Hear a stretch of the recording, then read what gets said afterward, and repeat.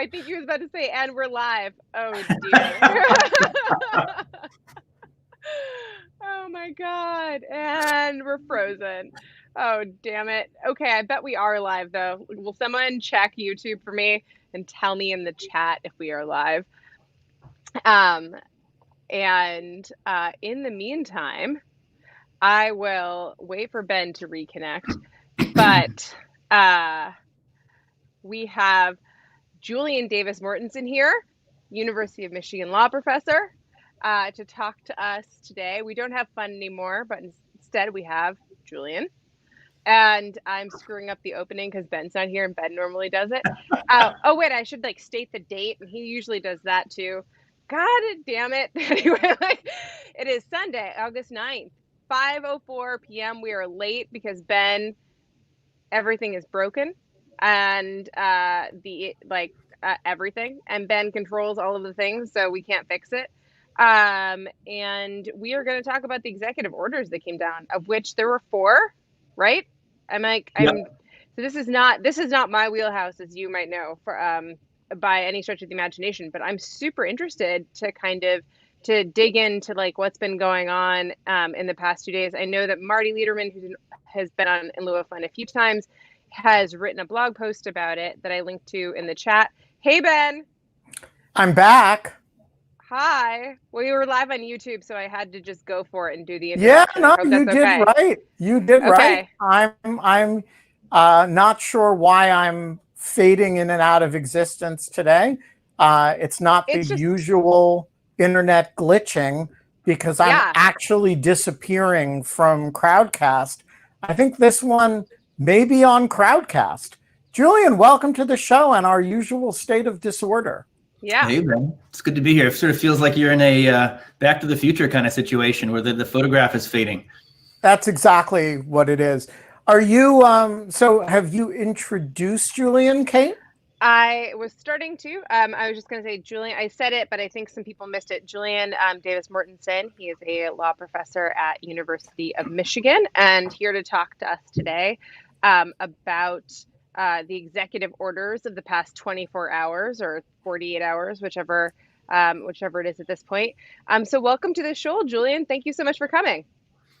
Thanks very much. I'm thrilled to be here. It's really a nice chance to talk with both of you guys and chew on some tricky issues. Yeah. So what are you drinking? I have the best beer in the country with me. Two Hearted, Bell's Two Hearted Ale. I like Bell's all right, Two Hearted. So that's our poll for the day. Yeah. We're going to ask that.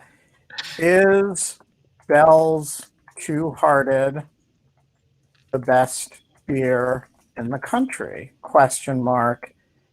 Yes, no, or dunno. Never tried it. Oh, There we go. There we go. I have no idea if I spelled the dunno, never tried it is going to win this, I think. Really? On an overwhelming vote. It's got so it's got like a trout, or isn't it like a lake trout on the? I think I have the can. I do. Yep. It's yeah. Bell's. Well, you guys all have your homework assignment, and we're not even 7 minutes into the show. Try Bell's Two Hearted. It's got 28 dunno, never tried it votes. I'm drinking a raspberry old fashioned myself. I have Get us started. homemade kombucha. Ooh. Yeah. What'd the president do yesterday? Yeah, what did he do yesterday? Sometimes when he issues executive orders or memos, they're just like press releases dressed up as something. But here, the negotiations between the White House and Pelosi and Schumer broke down. And then he goes and he issues 3 memos and an executive order. So first of all, what did he do? And secondly, we were talking about this yesterday. What's the difference between a memo from the president and an executive order? Gosh, I'm not sure the classification difference. That's probably something that I should know off the top of my head. But there's presidential directives, executive orders, memoranda of instruction.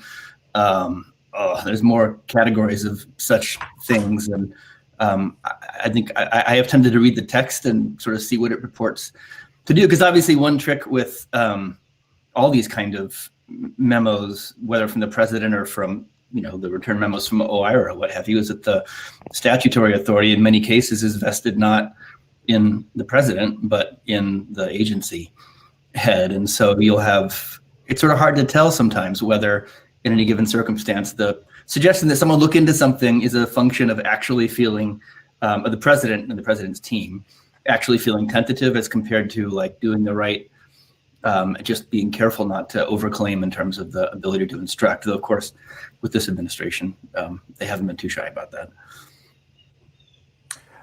So the orders yesterday purport to do what? There were a flurry of news stories. There are 4 different orders.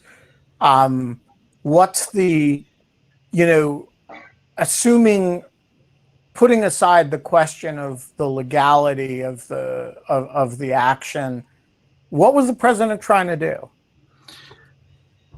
Sort of fill the gap, I think, of various measures that have been supporting or been offering help and support under the economic and other dire straits caused by the COVID pandemic in various ways, because people are, of course, under financial pressure of a whole wide range of kinds, and there's only so many levers that the federal government has to address that, and in particular without statutory authorization. There's only so many existing levers under statutory authority for the president or for Secretary of the Treasury, what have you, to take action that's helpful and that mitigates the problems. My initial reaction actually was that people were getting a little too fired up about the content of these memos, but David Super had, who actually knows the statute involved in a way that I do not, pointed out a way in which one of them looks like it has a pretty significant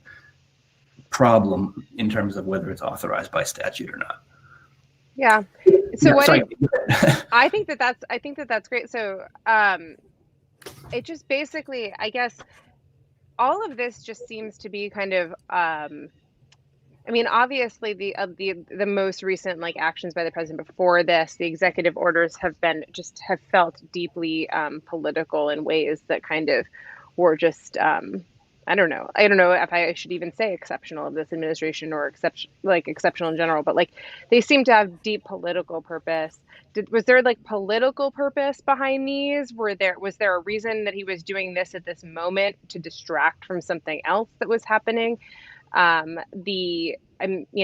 There have been some really bad, basically there have been a lot of things that he does right as, job numbers come out or whatever else. And so either this is distracting for something, this is some type of play to his base, or to make it seem like he's done everything he possibly could, absent congressional action, in this area. What do you think is kind of what are his motivations for this? The things that the memos do or purport to do strike me as, I am the furthest thing from anybody with a good sense for how politics works and what buttons work for different portions of the base and so forth. I don't have the sense of this being a distraction mechanism. I have the sense of this being, I suppose in some level it shows the president being bold and decisive at a time when it's, he and his team have been trying to frame the Democrats as being the gating item and the roadblock to a meaningful extension of relief. And you know what, darn it, you guys aren't doing anything. I'm gonna take action. I alone can fix this kind of thing. So there's that. But I would say my certainty level on this is not high because the particular statutory schemes are not areas of expertise, to put it mildly. But they strike me as at least playing in areas that offer actual significant help for people, right? Student loans. Again, we can have a conversation about the Social Security system and what it means to sort of attack the basis on which it's funded. But in the short term, anyway, paycheck relief, and then this lost wages unemployment supplement. That's actual dollars that will make actual difference to actual people. To continue the rhetorical line, and so it doesn't strike me as being only politics, or rather, it seems like it's not. I am no great fan of this administration, but this seemed like, to the extent that there's authorization for these actions, and for at least some of them, it seems like there is, it strikes me that there is actual meaningful assistance that's embedded in some of them. Yeah, it's super interesting because I would actually, maybe I'll like ping Marty and see if he wants to come on, especially since we lost Ben again. But yeah, let me ping him. But I think that there's something to be said for the fact that I think that there's something to be said for the fact that, like, at least it's doing something. I mean, Marty calls it completely inadequate and like a very small, will expire soon, is just like not nearly enough type of thing. And like that maybe it's trying to take the ball off of or kind of like, is there going, like, how is this even going to be distributed? Well, one of the really interesting points, and again, when it comes to poverty law, David Super knows infinitely more than I do. Actually, no, this is not, I'm sorry, this is David's post. This isn't Marty's post at all. David wrote this post, inadequate, unworkable, and unlawful. Okay, interesting. It was sent to me as Marty's post, but it's actually David's. Interesting, so that makes more sense. Okay, so sorry, go ahead. Yeah, I mean, his observation on that point, I haven't read it since yesterday, but his observation on that point, as I recall it, or one significant was just the simple practicalities of implementing at least the, and studiously avoiding calling it unemployment relief, lost wages supplement, is that given some of the restrictions that are embedded in the way that the order is worded, right? The minimum threshold and the maximum payout and the timing, that will actually require, like, rewiring, metaphorically speaking, a whole bunch of legacy systems to pay out in ways that are to pay out these benefits.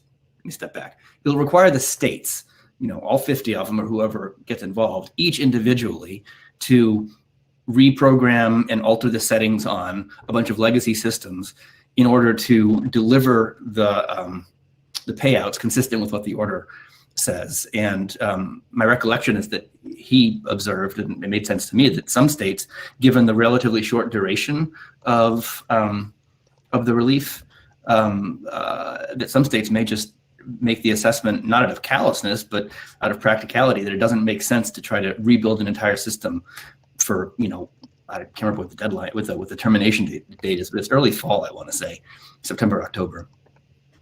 Yeah. There is that the state have to pay a quarter of the cost, and of course the states are all effectively bankrupt at this point. And so even Republican governors, Mike DeWine was on the Sunday talk shows today, and even he was not saying that they were going to voluntarily enter into this program. And so it's an opt-in system in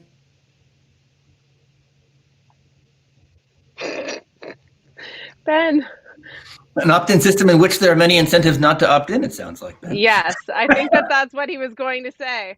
It's an opt-in system in which you get 3/4 of it paid, but that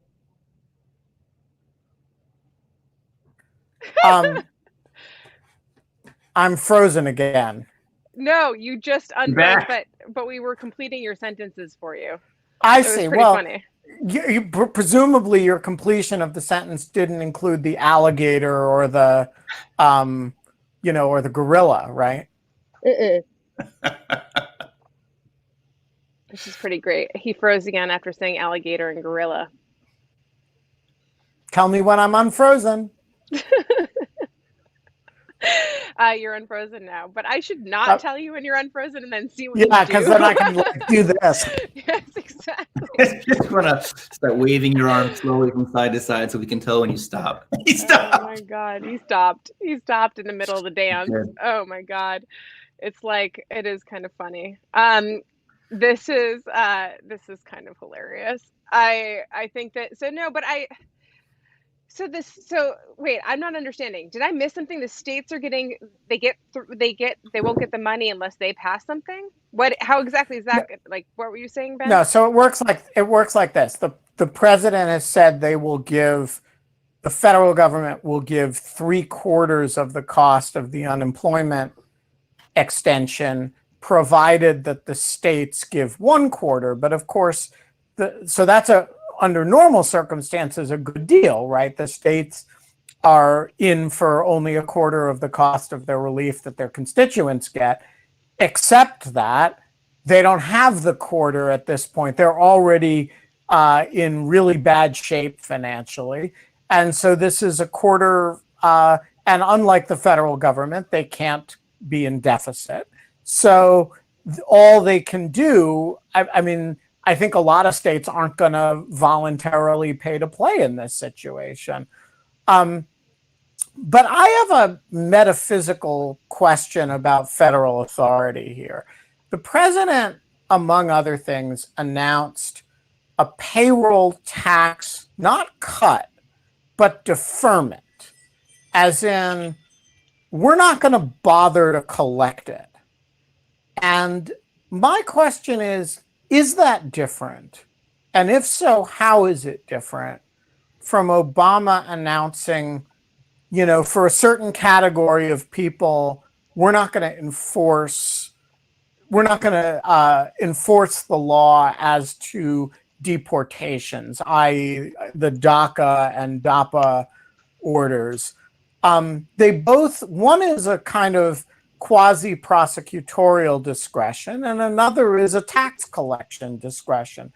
But the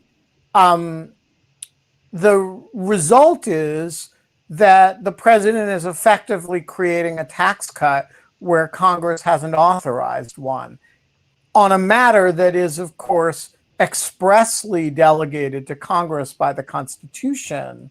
So how do you think that through? Is that something that, the president is usurping congressional authority, or is that a reasonable matter of executive discretion? I mean, I have thoughts, but Kate. No, go ahead.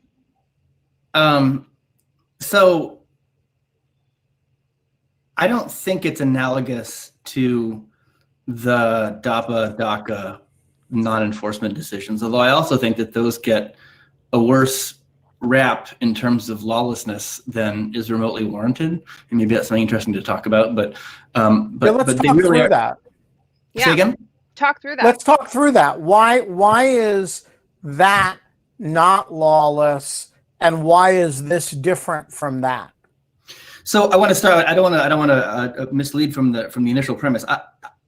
My sense is, and again, these questions are going to turn on statutory interpretation, on tradition of how statutes are interpreted. I'm reading these statutes, like so many of us, for the very first time. There's a million of them. They've all got 1,000 different numbers and letters to track down the subsection you want. But like one crucial difference, and this cuts in favor of the Trump memorandum being in a more favorable light, is that there's an invocation of explicit statutory authority, right? The memo. The Trump memo regarding the deferral of taxes, it speaks in terms of deferral, right? So Section 2 of the payroll tax deferral says, the Secretary of the Treasury is hereby directed, now this is not a advise, this is a directed, to use his authority pursuant to statute, which is 26 USC 7508A, to defer the withholding, deposit, and payment of a certain tax.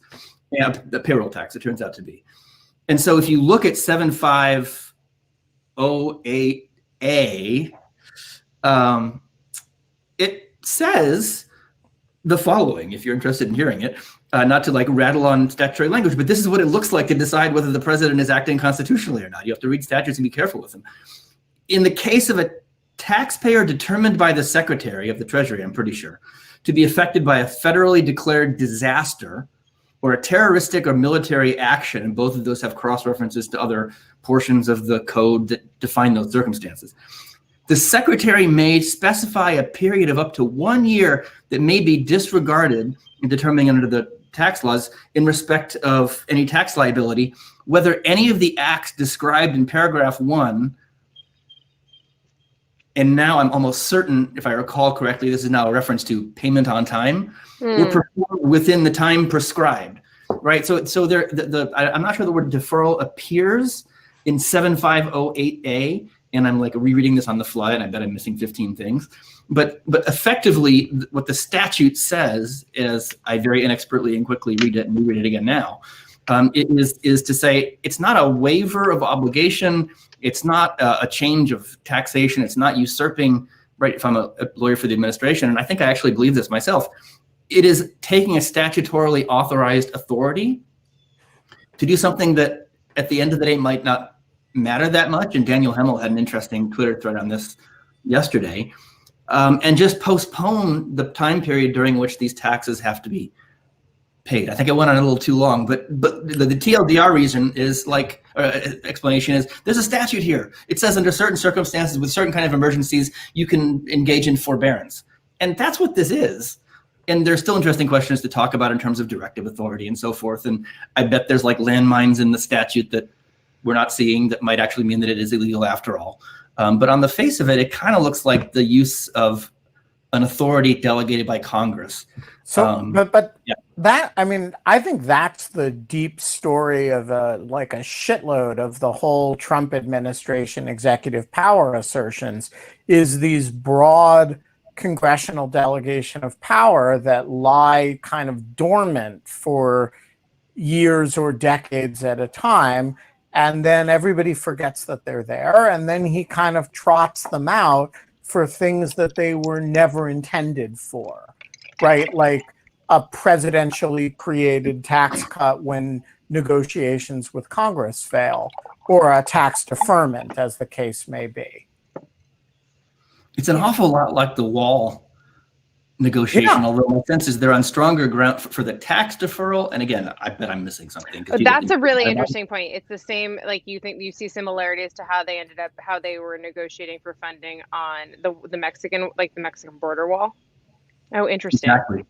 Yeah, I mean, I actually, and there too, I'm more sympathetic to the argument that the administration makes. I mean, I think it ends up being a little bit tricky depending on how you think about constitutional analysis under Youngstown and so on and so forth. But again, the short version is there's at least a couple different statutory provisions to do with military construction projects, and I think like drug-related fence building that are like, you know, nobody's ever heard of them, but they're somewhere in either an appropriations bill or some kind of, I guess it has to be an appropriations bill, that authorizes building a fence in relation to something, which cashes out kind of as because you're worried about drug smugglers, as I recall. And then a reference to, quote, military construction project in time of a particular emergency. And obviously, whatever, I mean, again, obviously, who knows? But I would bet that the emergency that was in mind when they provided that, when Congress enacted the statute providing for military construction projects, that the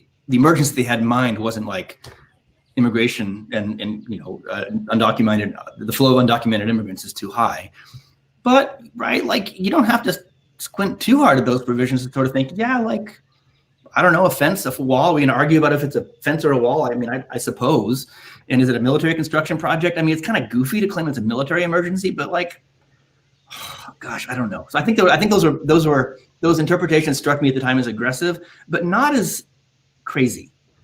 Not as crazy as people are kind of like making them seem like. And is this actually, which is like kind of related, I know that we're eager to like kind of jump all over this president for kind of, you know, all types of kinds of transgressions, but is this actually that transgressive for a president, like to go and find these types of kind of esoteric places in the law with which to fund, like by fence or by like to fund a wall by like making a wall a fence or doing, you know, whatever it is that you have to do? Like that just seems, to a certain extent, that does seem like every modern president's like kind of reach for greater and greater executive power to a certain extent. Although I know that I've been smacked down on this by people before, by like kind of not appreciating how sui generis like the current moment and the current kind of overreaching is. But I'm just kind of curious what your thoughts are on this. Yeah, I mean, I will say there was a lot of stuff that made me pretty uneasy in the Obama administration. A lot's an exaggeration. There certainly were things in the Obama administration that happened that made me feel uneasy. Libya is probably at the top of the list. You know, some of the implementation at the front end of the Affordable Care Act. I mean, with respect to pretty technical stuff, but nonetheless, like the law said, here's the deadline, and the administration had some argument for why it was a different deadline. And I remember looking at it at the time and thinking, like, I'm not sure that seems right. I know that's the view of people like my colleague Nick Bagley or Jonathan Adler both think that at least some aspects of what was rolled out when it came to the deadlines required by the ACA itself were not paid attention to by the Obama administration. And I have pretty strong views on like the creep of war powers over time by the presidents. Mm-hmm. I would say that the one, I mean, among, I keep wanting to like caveat, like how not sure I am about lots of this stuff because these statutes are complex. You know, there's a point here to make, actually. I think that what a lot of people don't appreciate is how statutorily driven the assessment of whether the president has done something unconstitutional is, right? Like, I think it's actually completely fair and not alarmist and not like Trump derangement syndrome to say, like, this thing you did in Syria, or right, this thing you did that is in violation of even a technical provision of some requirement, like if that's illegal, then you're violating the Constitution. But to figure that out is a question of statutory construction.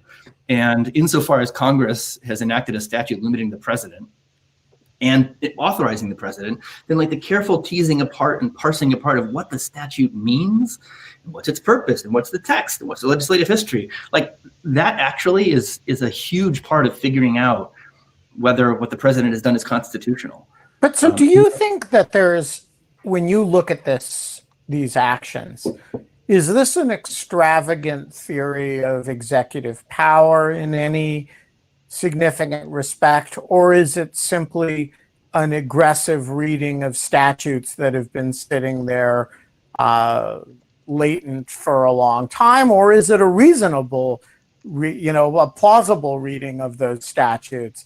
In other words, is what's aggressive here the fact that, Trump had his lawyers scour the statute books for authorities that he could trot out in the context of a tough negotiation with Pelosi, or is there something significantly aggressive about his understanding of the power of the presidency in this context?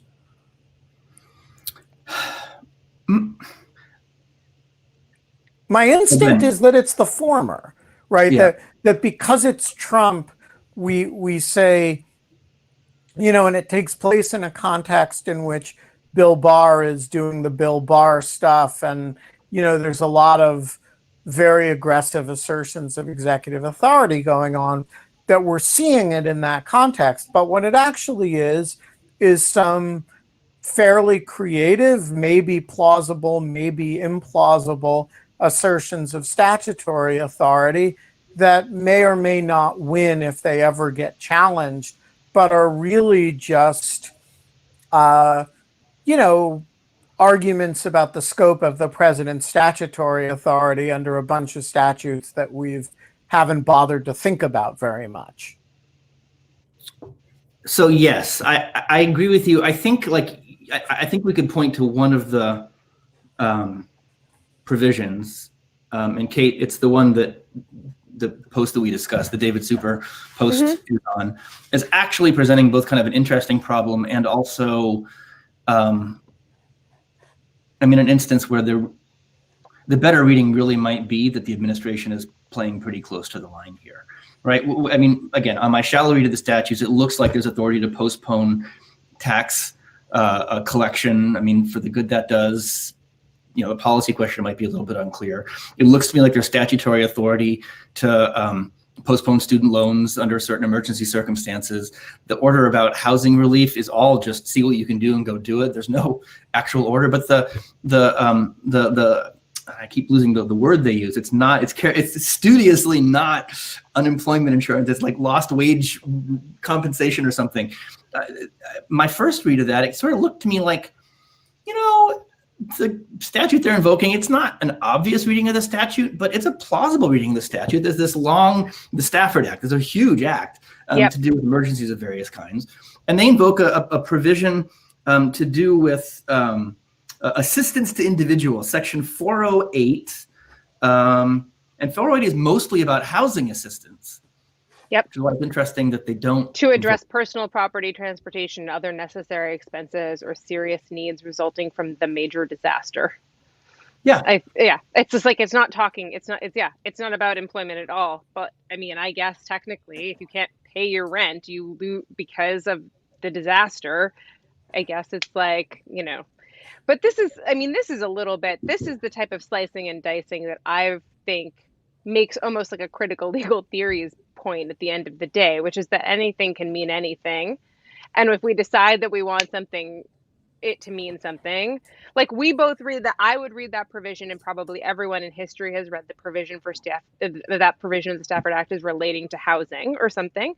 And now all of a sudden it's related to unemployment, and you can argue your way in like kind of the worst, not the worst, I mean, it's for a good reason, but like kind of the most maybe intellectually dishonest, I guess, kind of way that this means something that it obviously was not intended to mean. And that just to me is like, I don't know. I feel like for better or for worse, that's just like the name of the game with most administrations and most kind of overreaches and most kind of like grasping for power that they don't have. I mean, I guess I'm like, you're kind of convincing me, I guess is what I'm saying, Julian, that like I read, when I had seen David's post and I'd kind of skimmed it, I was like, oh, okay, that seems right. And now like talking to you, I'm kind of like, maybe that was like, it was a little hyperbolic that that David thinks this is so bad. It doesn't seem that much different than basically what you would do in any type of situation where you're just trying to find a way to release funding and you loose the entire OLC on the problem.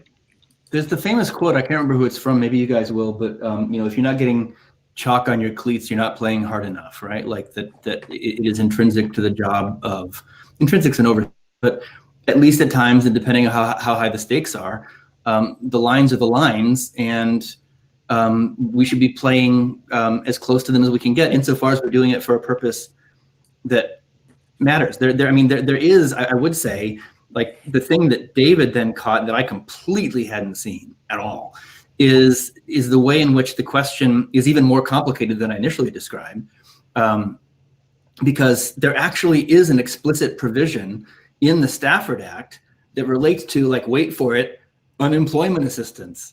Yeah. Right. So you have a situation where this act provides a kind of catch-all personal assistance provision, and then there's a specific provision for unemployment assistance that has requirements that I think are plainly not met here. But here's where But here's where the politics and the separation of powers con law kind of crash into each other, right? I mean, the president goes to Congress and asks for emergency assistance. And Congress passes a program, there's a negotiation, it passes 96-0. And then Congress, the House re-ups it. The Senate doesn't do anything. They wait until a few days before it's going to expire. And then there's all of a sudden, the bighorn rams crash into each other. And we have this big fight about the substance of it, all of which falls apart just in time for the administration to then read the statute this way, right? And so I do think that would be I would have more sympathy with that reading. Not that the reading's either right or it's wrong, but the playing of that card, I would have more sympathy with if the administration had not been dithering for several weeks after the House had put a proposal on the table. And I do think there's something very odd about, setting up this situation right in the middle of an election cycle in which the negotiations fail and, you just have to then exert executive leadership authority. And I do think there's something a little bit peculiar about that. I tend to ascribe it to the chaos and incompetence of the administration rather than to anything Machiavellian.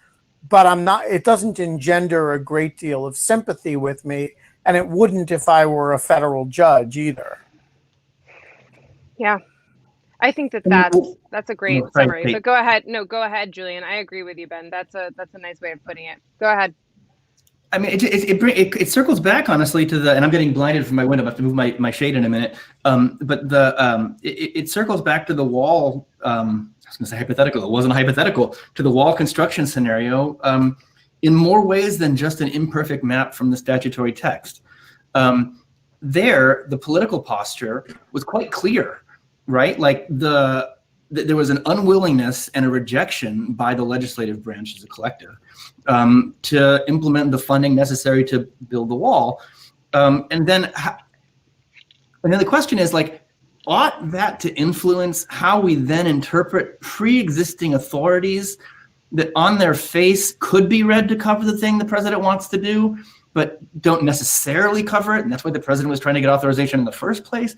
Like, at some level, if you want to be like super, four corners formalistic about it, the fact that they couldn't agree on the wall or on this assistance package, again, like, I'm going to drop an asterisk saying I'm not sure I agree with this, but one could say that it shouldn't affect how you interpret a pre-existing statute, right? The statute already exists. It creates the authority. It exists. That later in time, people are fighting about whether to more clearly specify something. Like, one perspective might say that shouldn't affect it. I could also imagine other perspectives that say, like, in a world where the mechanisms for congressional review and supervision of executive branch activities have been so undercut over time by the courts and by political practice and by fecklessness by Congress, like, that might be the only outlet for, or the only route for, the political unwillingness of one of the major branches, one of the three branches of government, to proceed with some big policy change. The only way to manifest that, and this is getting very legal realist, but the only way to manifest that would be by being more skeptical about the breadth of catch-all provisions, right, under circumstances like that. But I think that in that sense, this situation and the wall situation are very different.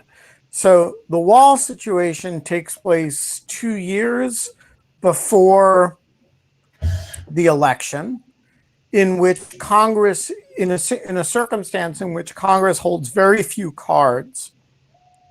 And so as a functional matter, in that situation, the formal law as presented in litigation matters a lot.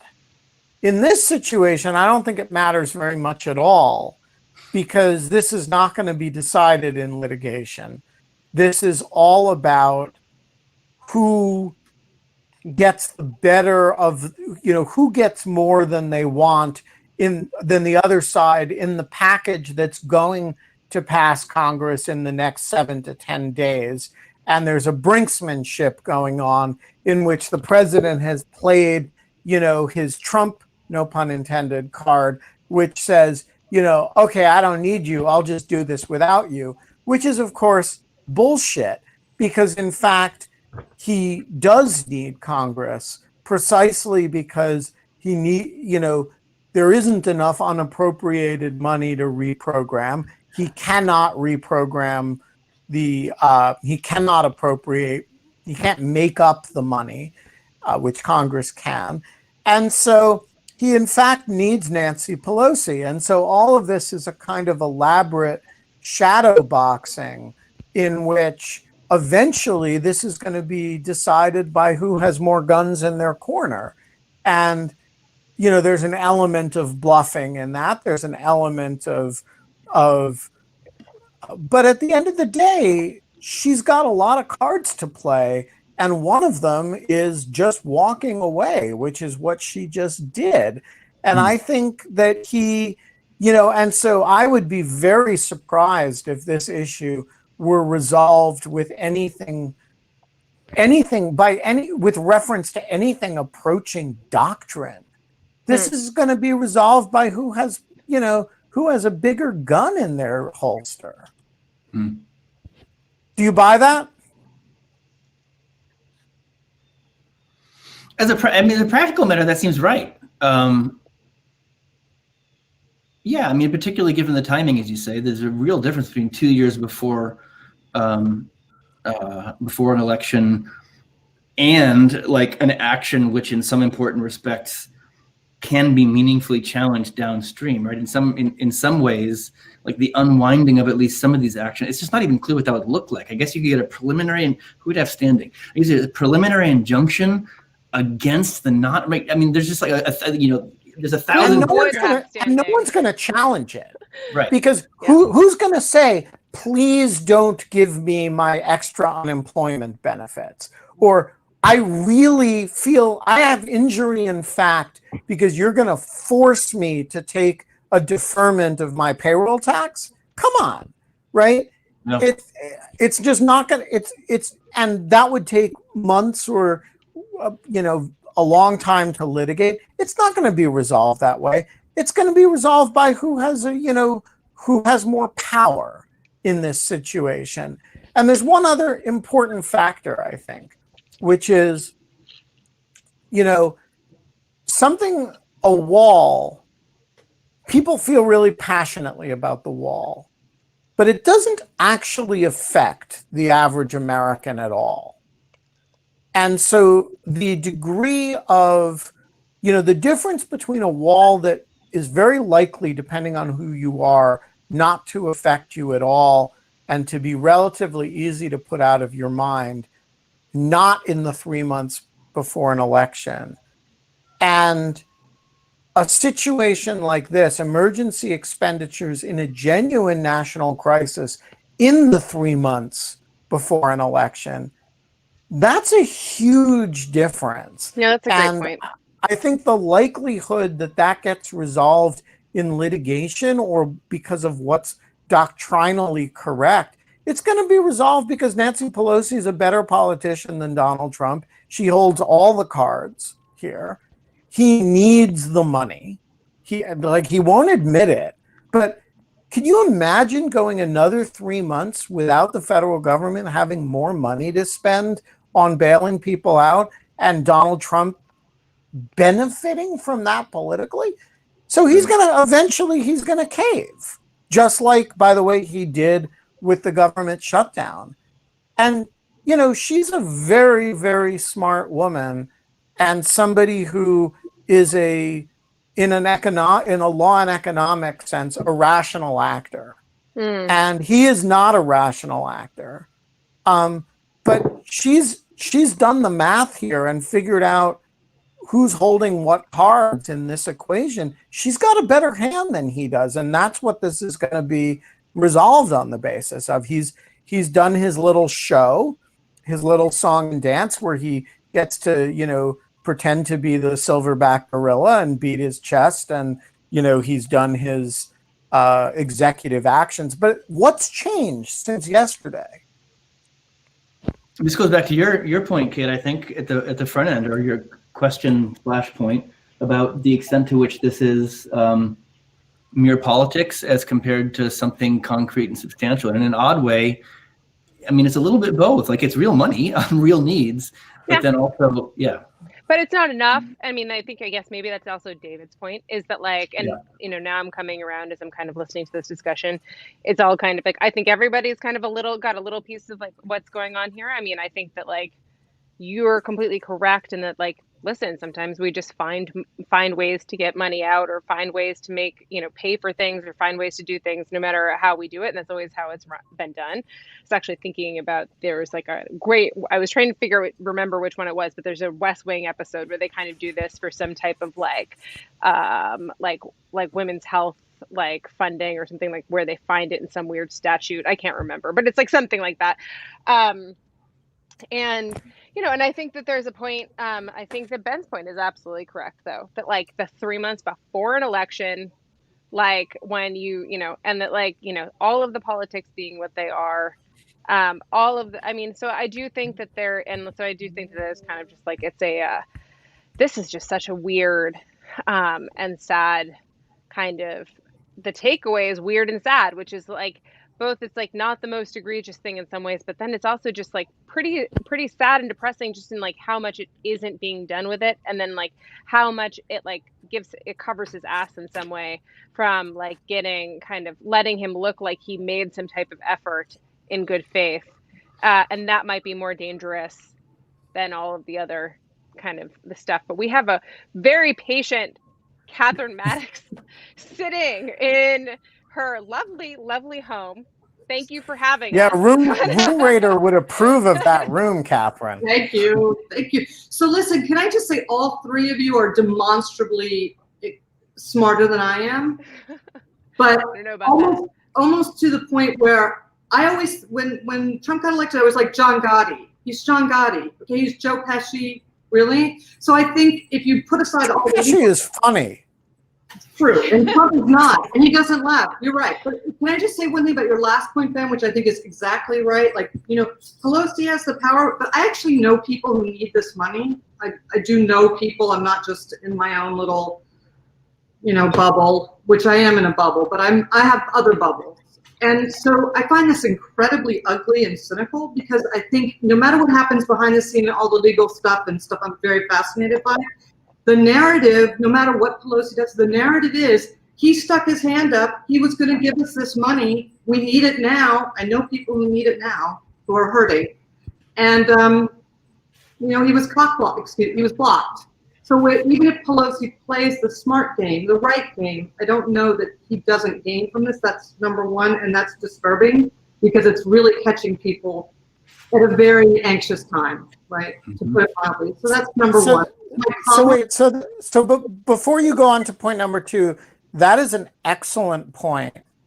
And I think it's the one card he really has to play here, which is that she can't do something now by herself, and he can.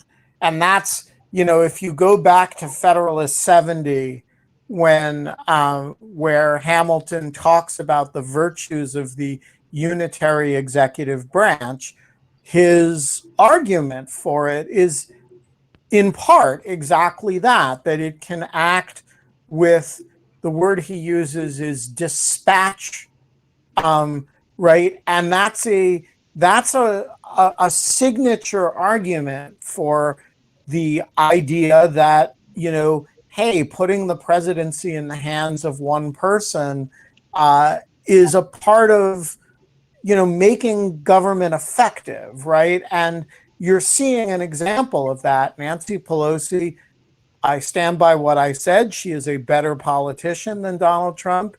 She's probably got 30 IQ points on him, and she's savvy as hell.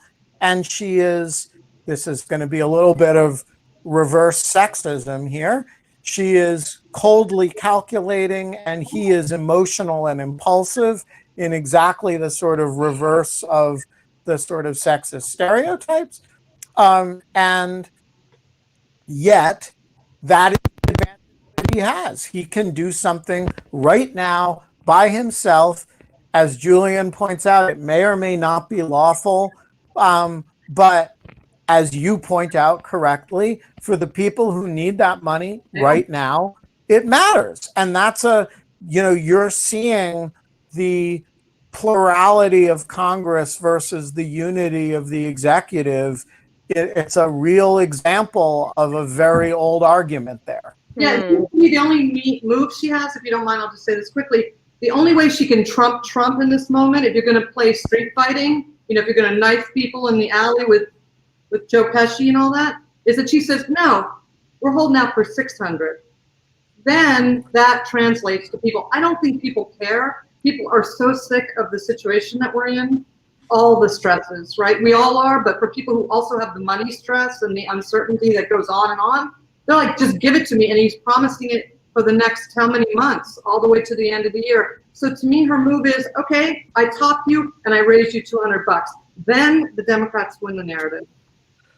It's an interesting point. The other question is speed, right?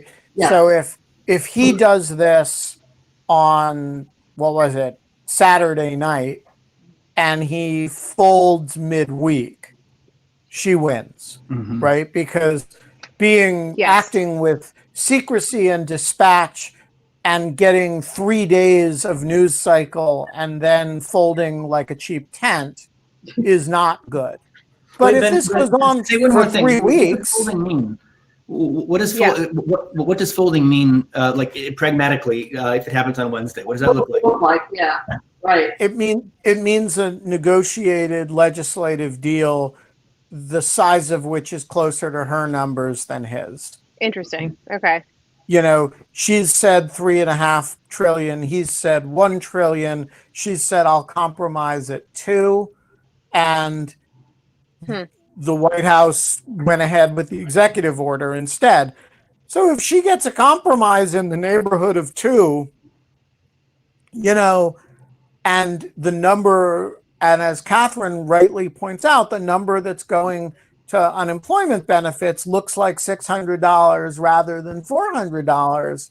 Well, then he looks like he's flapping his arms. You know, on the other hand, if this goes on a few weeks and he's putting food in people's mouths while she's stalling, then I agree that could look very bad for her. I'll make one quick comment and then I'll get off the screen. And by the way, I love the show. You guys are great. When I was at Voice of America for what seemed like 100 million years, it was an art for them to move money from pot to pot to pot. In fact, there was one person who was there through most of my tenure who was expert at it. I think this moving money around the federal government and agencies and everything, it was commonplace at VOA. It probably wasn't legal, but it happened all the time. Yep. Good point. That's a really good point. Great Thank point. you, Catherine. Yeah, Good thanks talking for with coming you. on. Okay, bye, thanks.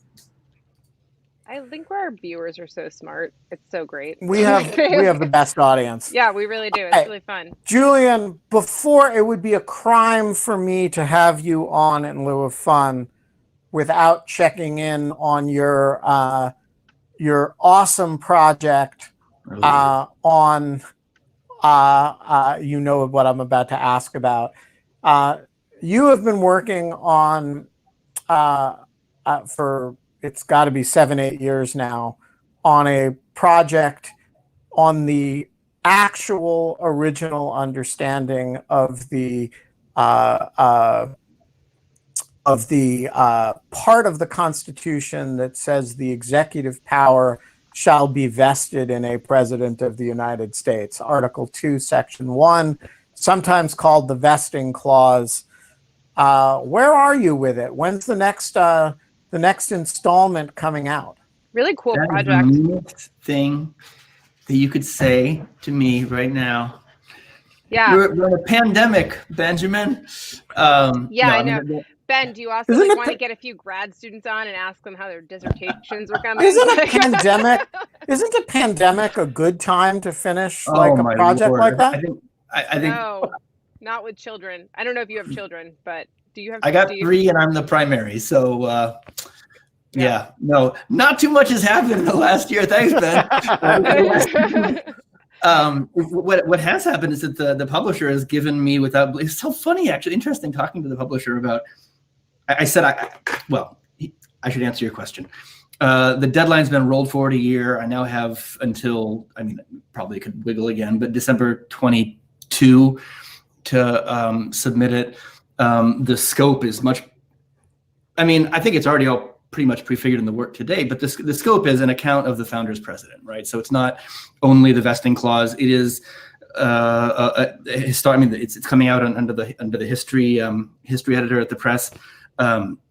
A historical look at the circumstances from which the convention comes, the problems that are meant to be solved by the president, and like what the understanding of the president's suite of powers was thereafter.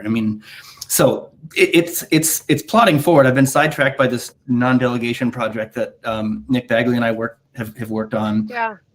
Given Nick's the timeliness so of some of those questions, but it's moving forward. Anyway, what I was going to say about the publisher is it's sort of interesting. I went to her, to the editor, and said, so, I bet lots of people are asking you this. I feel really sheepish, but the truth is, I have 3 children. I'm home with them by myself, and I'm teaching. I'm not going to do anything for probably all of 2020. So I'm sure that other people are asking you this. She said, well, actually, it's an interesting division.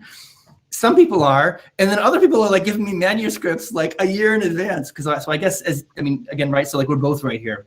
Kate's right and you're right. Then I think for some people it really is a moment where they can retreat and write, and for others, less so.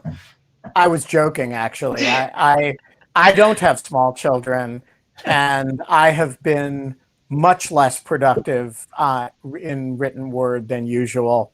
There's something enervating about the circumstances, and there's something uh, that actually does not lend itself to productivity about being in the same small number of square feet over long periods of time. I mean, I suppose if I were, Gramsci and I were writing prison diaries, it might be different. But no, I find it very difficult to be productive, except in small bursts on small things. For example, an hour a day of In Lieu of Fun, It's true. which you have all just squandered another hour of your life in watching. We're getting lots of requests, Julian, to have you back on to talk either more about this project or to talk about your project with Nick. So we would love to have you do that at some point. And Nick has been so kind to me, like just as I've like kind of come up as a junior scholar, and is such a good person, and I love his work. So it would be super to hear you. I mean, I'm glad to hear that to some people. Yeah, he really just like every time he sees you, just pokes you in the eye. Like you're just like Nick, you're such a jerk. I would love to, and that's, I mean, that'd be terrific, and it's really nice to hear that he's as good a colleague to you as he is to me and folks here. I'm glad to hear that. Good. Yeah, he's great. Well, Julian, thanks so much for joining us. This has been great fun. And Kate, we have no idea who's coming on tomorrow, right? No, but I just texted with Seth Magaziner, treasurer of Rhode Island, and was asking him if he would come on to talk to us about how the executive orders are going to be distributed and how it's talking. And so he was optimistic about, he said he could come on this week, but we just had to find a day. So, and I've like talked to a few other people this week. Josh, there's like a few others that we've talked to that I have to like get back in touch with. But I think we have a bunch of people who have said yes. We just have to kind of get them someone slated for tomorrow. So we'll do that tomorrow. Sounds like a plan. Yeah. Thank you so much, you guys. This is really fun. I did really nice to have a fun chat. Yeah, I feel like it was did you learn? I feel like I went around on this about how I felt about like the executive orders. And I feel like it was like a kind of fun to not have people in their corners necessarily. It was a good conversation. Yeah. All right. We will be back 22 hours and 59 minutes from now. And until then, I think it's my turn. We don't have fun anymore. But in lieu of fun, we issue executive orders instead of negotiating with Congress. See you tomorrow. Bye, guys. Bye.